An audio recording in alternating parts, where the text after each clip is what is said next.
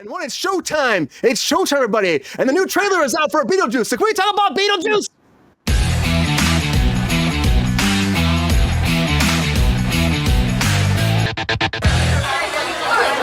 So the trailer dropped for the 19...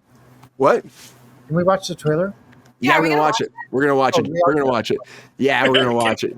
Yeah, we got a bunch of trailers there, but a lot of stuff dropping recently. But Tim Burton's classic 1988 movie finally gets its sequel, and it's not Beetlejuice Goes to Hawaii, which was the rumor for years. We're gonna do Beetlejuice Goes to Hawaii.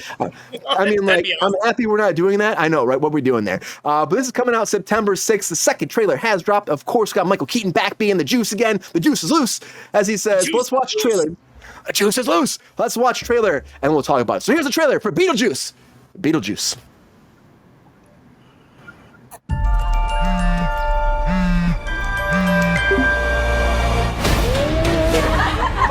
When you're all driving carpool and banging your Pilates instructors to fill the empty voids in your life, we'll see who gets the last. Go Jenna Ortega.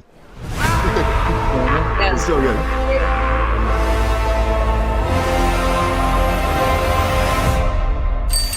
Oh, Danny Elfman. My mom grew up here. That old house on the hill. Wait, the ghost house? Is your mom Lydia Dietz? Unfortunately, She's a legend. The living, the dead. Can they coexist?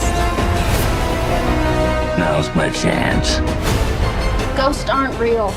Only gullible people believe that kind of crap. I can't believe I'm doing this. Beetlejuice, Beetlejuice, Beetlejuice. I need you to help me save my daughter. But how do I know that you're going to keep your word? I swear on my dead mother's soul. Please. Bob, you and the boys stand guard. Nobody gets through. Let's go, honey.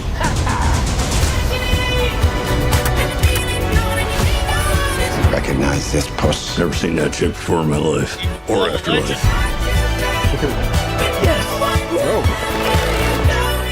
Are you doing this? Beetlejuice, Beetlejuice, Beetlejuice.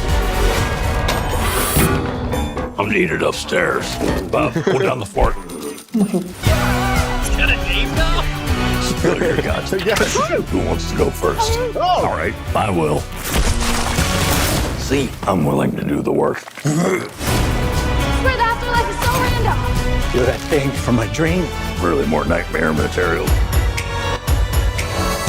Confronting the unknown, conquering your fears. There's nothing harder.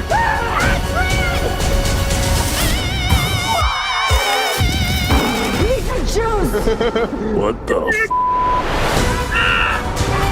Thank you all for coming to this special occasion, but right now we'd like a little privacy.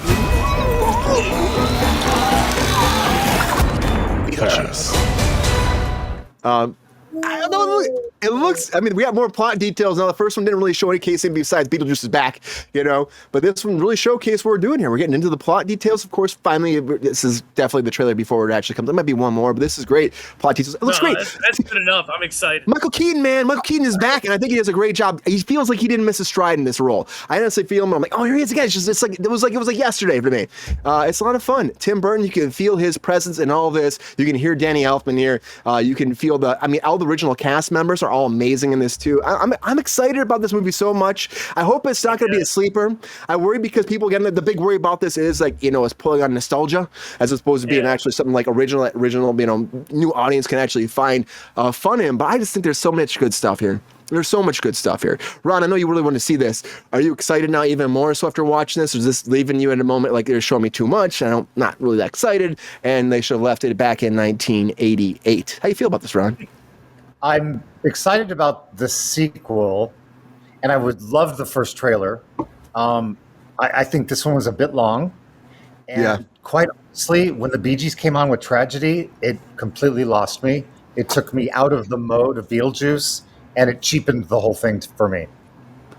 That happens a lot too in some trailers. I don't know if you saw the new Gladiator trailer, but the new Gladiator trailer, they had the new one, everyone going nuts online, had like millions and millions of views, but people are like just trashing it because they had like a rap song on it. And so like everyone's like, this is supposed to be a period piece. We're going back into this world. We shouldn't be showcasing this. We should be showing like original score. It's taking away the feeling of it. Do you think that's really going to affect like people? Do you think there'll be some backlash because of the song choice? I do, because I mean, it affected me, and I'm a huge fan. And also, how come what's her name wasn't in it? Catherine O'Hara. She wasn't in this trailer. She was in it. She was very briefly in it, but she did like a little her and Jenna Ortega did some kind of like hand gesture type thing, like a little dance together. They did like slap fit hands and then a little hand. Just you know what? You know, round of applause for the hand job we just saw. A little hand job. Hand job? What's that? Yes. Hand jobs on Friday. Get your tickets. But you know, that's the thing. It's like I think that Jenna Ortega is great in this. I think that Catherine O'Hara is amazing. Yeah, she's perfect to be Lydia's daughter. The idea. It was too long, and the Bee Gees didn't belong in it. Yeah, I can't think of the name. It's like no church in Brooklyn. What's the name of that song? No church in. I can't think of the name of the song from the Gladiator trailer. I'm going to butcher it. If anybody knows in the chat, please let me know. No church in New York. I know that song, but I can't think of the name of it. Whatever. But this is different. GR, you see this too. Let's jump around to you, GR. So you saw the trailer. I know you're a Beetlejuice fan. You're not a Beetlejuice fan. You didn't watch the first one, right? You didn't like it, right? You didn't like it at all. Well, I didn't dislike it. I just wasn't a huge fan until later. It grew on me. Yeah, so you're getting the audience that it was a tough sell to you in your audience, right? Tough sell to you. You watched a new one. Are we bringing new stuff to make you want to watch this? Well, I was a little older then. I was 34 when the original came out. So like 5 years ago, right? A long time ago. Let's go there.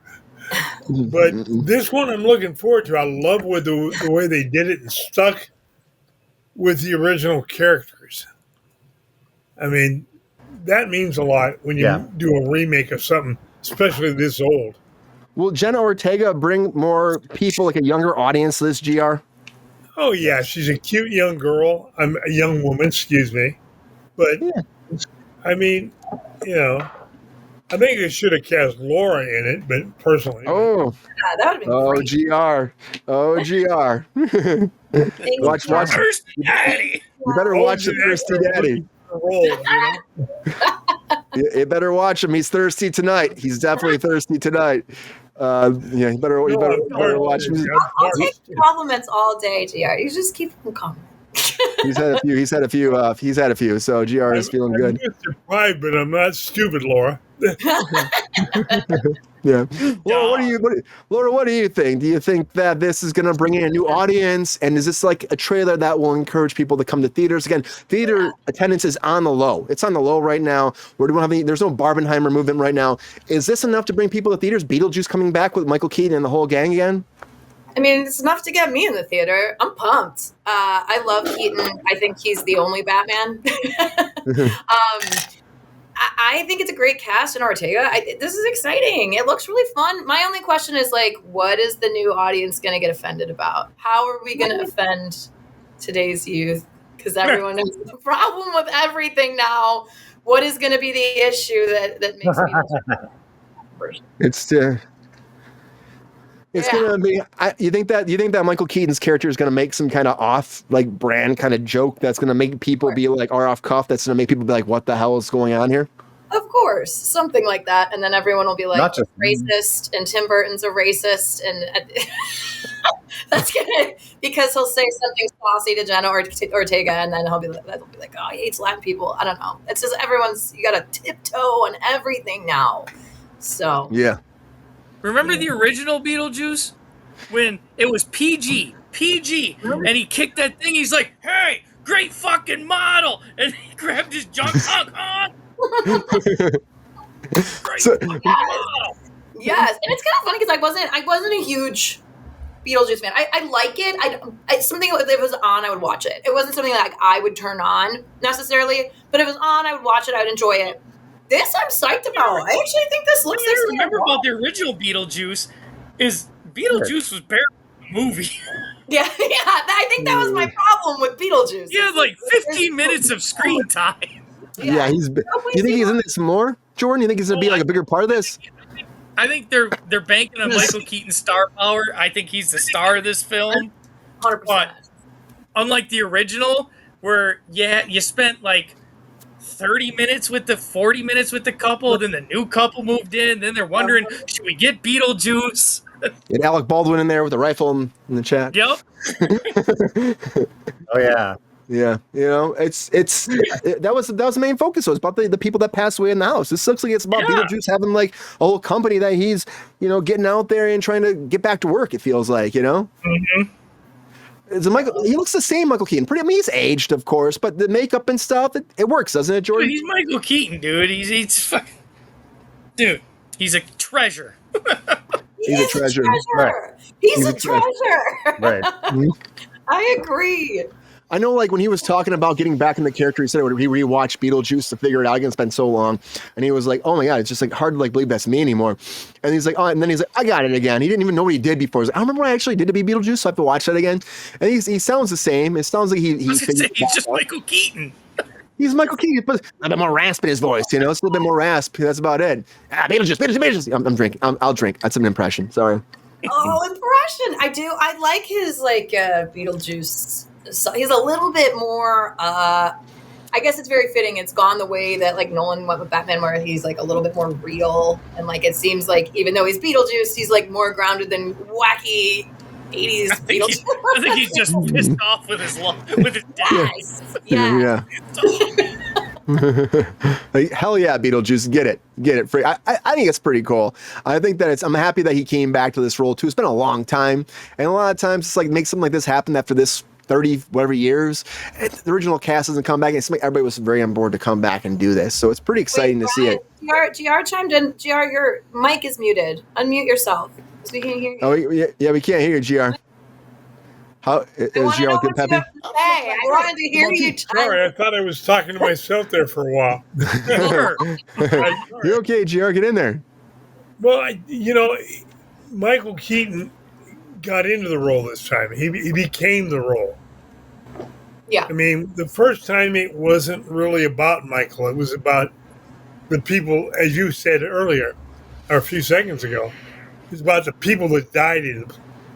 This time it's about the character Beetlejuice. It does seem to be more like centered around it, which thrills me because who doesn't want to watch Michael Keaton or Treasure? Yeah, right? What the hell, yeah. Brian? You just take me off the show. 100%. It's so Our generation is like, oh, I've already been drinking. It's sometimes I mess up when I'm drinking. It's that happens. I push the wrong button. Kids, no, not true, Brian. See this like Michael Keaton, yay! I'm just saying. Edward Hyde, why are they making so many unnecessary sequels? Do you not want to see this, Edward Hyde? Let us know. I mean, it happens. If you watch Cruise Control, Edward Hyde, you've been here. Sequels, prequels, reboots, redos, remakes. I'd like to hear Torbett's take on this.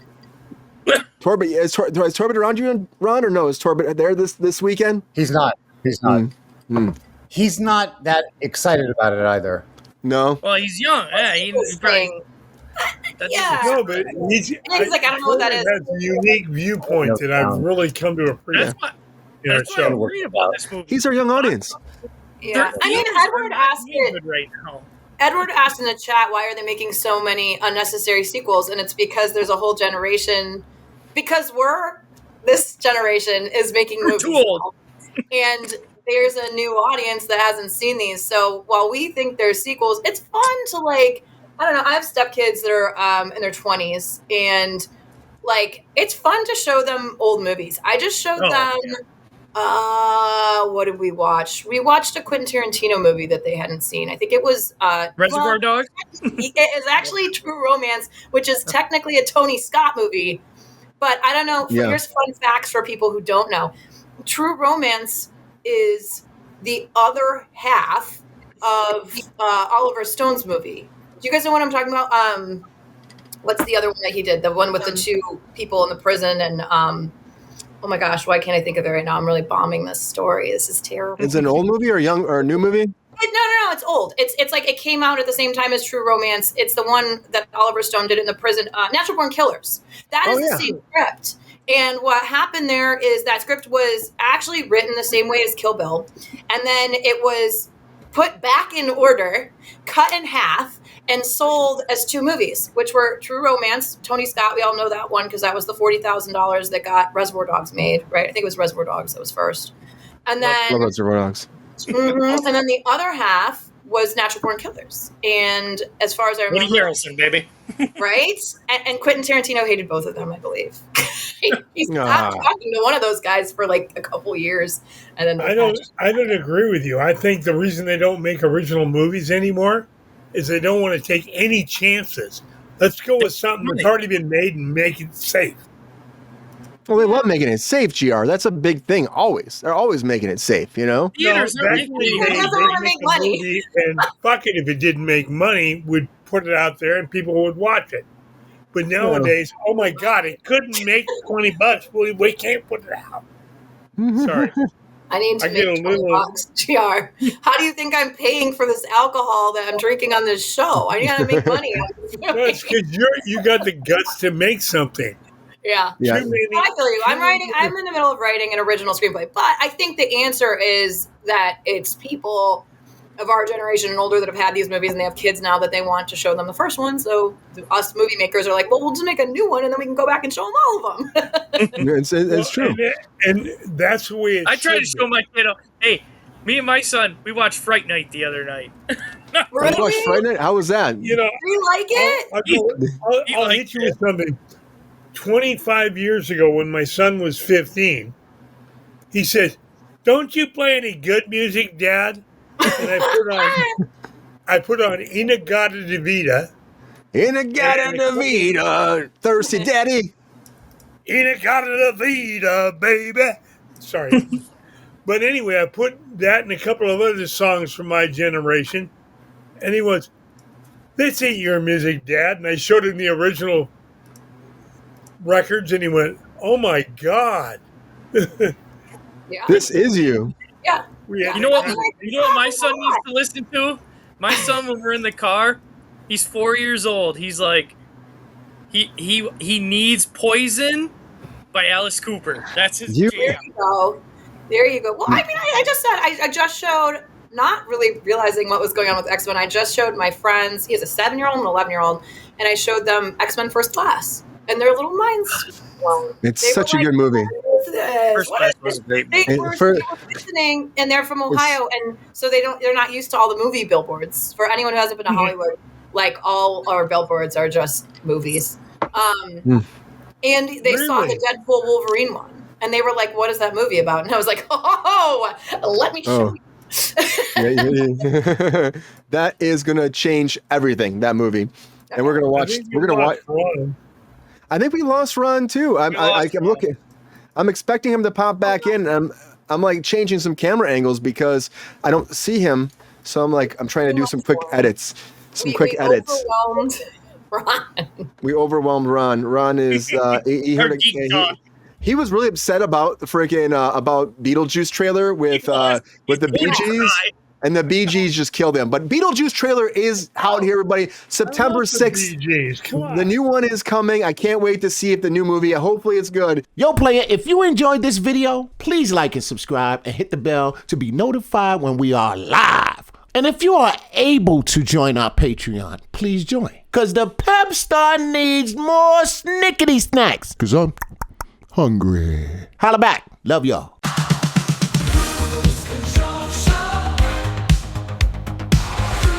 Control.